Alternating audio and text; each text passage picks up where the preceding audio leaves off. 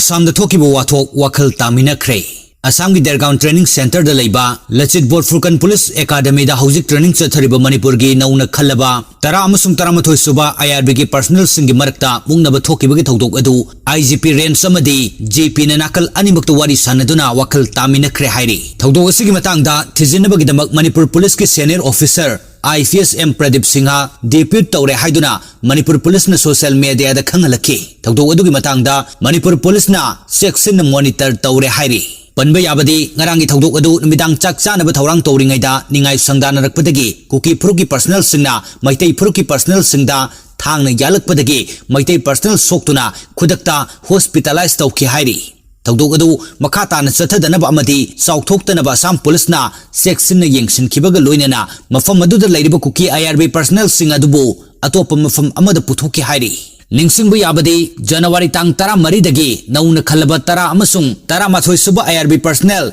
1913 Lachit Borphukan police academy Gurgaon Assam दा training की दमक चटखिबनी लेंगांगना खोंग लंबीदा थागने हाइदुना थौरांग लंबदगी मियामना यादबदगी कार्गो फ्लाइट सिजनदुना असम तमना पुखिबनी।